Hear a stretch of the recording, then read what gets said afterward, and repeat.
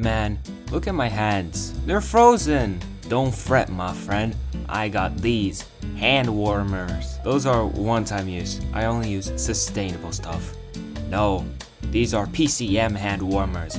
They are reusable and efficient and cheap at my price. Oh, PCMs. I remember learning about that because I have the same brain capacity as a 9th grader. Aren't those like materials that like phase change or something? Close. PCMs are phase-changing materials. I said that. And they are good at storing heat and releasing it. Wait, how'd you do that?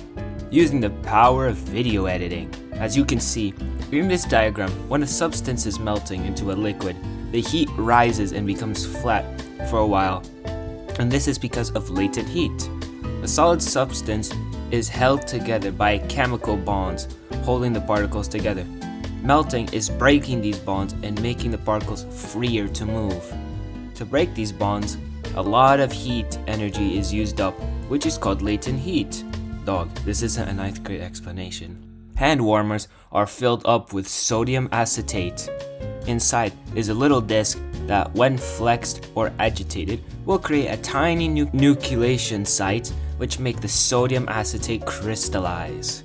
As a substance becomes a solid, it has a lot of extra heat because of latent heat, so it releases the extra heat onto your hands while staying the same temperature, around 50 to 55 degrees. Oh, okay, nice 8-level explanation, but we still have time to fill, and we need to meet the criteria of discussing at least 2 factors on how PCMs can be beneficial, but also potential problems.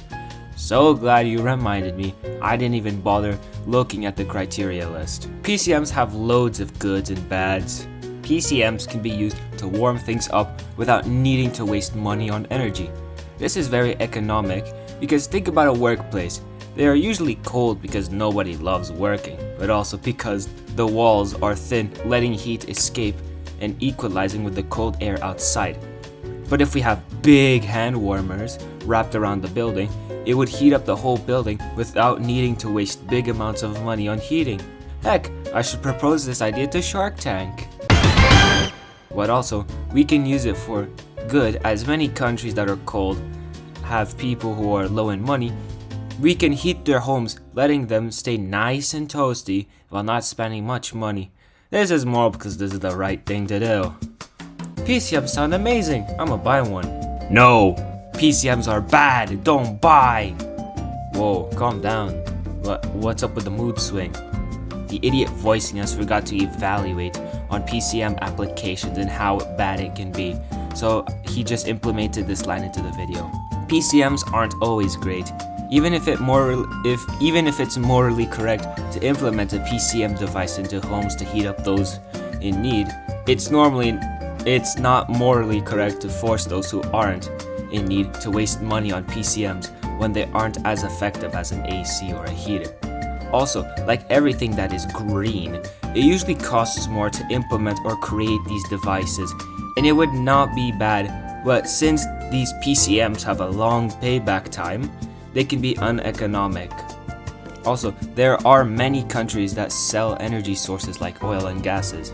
Moving to PCMs would be like going to a 5-year-old who is running a lemonade stand, taking away all his lemons and punching him in the face. These countries need to sell their energy sources as they are relying on them to make money.